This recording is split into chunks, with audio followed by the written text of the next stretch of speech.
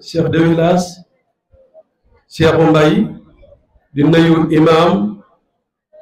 di nuyu suñu xarit Pape Mbaye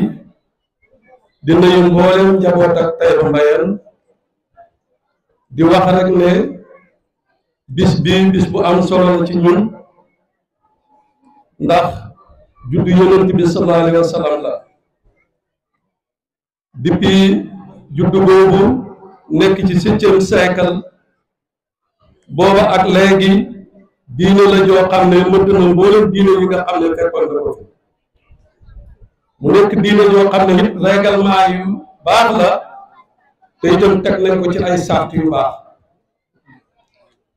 loolu nag moo waral tey suñu ñëw fii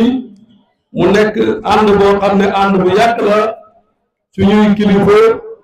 ci kër ma Ndongo ak kilifa yi nga xam ne ñoo nekk Taïba Mbayeen di ci cité Cheikh Modou Khali Mbaye mu nekk koo xam ne jàng ak jàngale rek la defoon ci dundam loolu nag liñ ci gën a wax mooy li ko sabab suñu maam Tamsir Mama Mbaye mi nga xam ne moo laloon gàmmu gi di ko def mu ëpp téeméeri at yaakaar naa ne loolu nekk loo xam ne lu tuuti la ba tax na moo tax jamono bu nekk ñuy jël suñu man-man ak yaakaar yu ñu am ci suñ borom di ko fi indi pour gën a jàppale nit ñi ndax boo xoolee gàmmu gi at mu jot doole ji day gën a bëri mbooloo mi dañuy gën a bëri wante imam ñi ngi lay xamal ne ñi ngi gën a sant commandant Diouf di ko sant di ko ñaanal yàlla gën a yokk garaatam jàppale ko ndax yëf yi ci loxol yàlla la nekk ndax tey Taïba Mbayeen lu ko ñor la ndax bi muy ñëw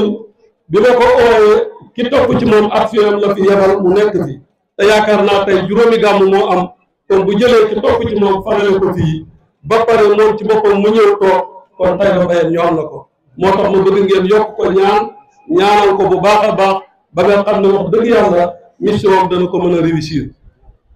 di wax rek ne Taïba Mbayeen tribune bi wax naa ci instant bi fan yi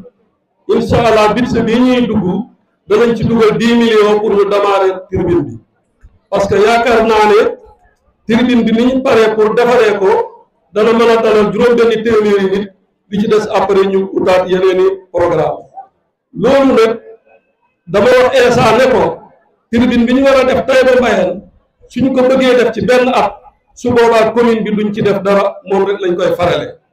waaye buñ jëlee 10 millions dugal ci yaakaar naa bu ñu ñëwaatee mun na am mu mat mun na am sax su ñaan yi baaxee su ñaan yi nangoo yàlla wërsëgal commune bi alal joo xam ne danañ ko mën a def ci benn at loolu ñu ngi koy yaakaar di wax ne suñ man-man suñu xëy ak suñ ngontu mooy ñu nekk jaamu askan wi ndax damay wax toujours ne ki nga xam ne dafa dugg ci urne juróomi candidat am wala juróom-ñaari candidat xoolul kenn ku dul yow jël saw carte dugal ko ci biir kooku loo ko defal ci àdduna mënoo koo fay da ngay def rek waaye ñi ngi ñaan yàlla di gërëm suñ borom subhanahu wa taala